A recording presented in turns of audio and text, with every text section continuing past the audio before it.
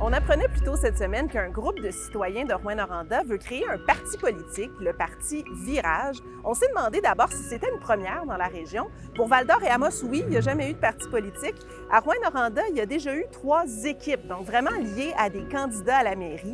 L'équipe Beauchemin de 2002 à 2008, l'équipe Roger Cahouette en 2005-2006 et l'équipe Mario Provencher qui a été créée en 2009 et qui a été enregistrée jusqu'en 2022. Mais cette fois, les créateurs du parti veulent faire les choses un peu différemment. Je pense que c'est une question peut-être de perdurer dans le temps. Ça nous permet, je pense, de penser peut-être un peu plus sur le long terme, pas seulement sur une élection. En ce moment, au Québec, il y a 150 partis politiques municipaux répartis dans 78 municipalités. Mais ça demeure assez marginal dans les régions. On voit plus ça dans les grandes villes. Par exemple, il y a 9 partis à Montréal, 7 à Québec.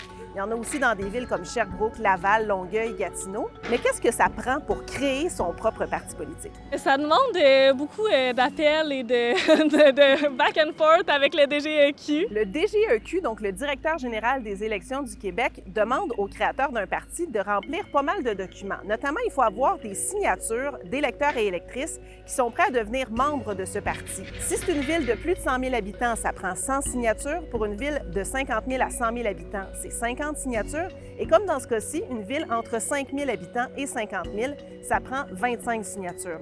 Ah oui, c'est parce que j'ai oublié de vous dire que pour créer un parti politique municipal, la ville doit compter au moins 5 000 habitants. Et ça prend aussi un chef. Dans ce cas-ci, c'est Philippe Marquis qui a été candidat à la mairie à 2 reprises en 2017 et 2021, qui agit comme chef du parti Virage, mais on m'assure que c'est pour des raisons administratives et qu'il n'a pas l'intention de se présenter à la mairie aux élections de novembre 2025. En ce moment, le parti Virage est en attente d'approbation auprès du DGEQ.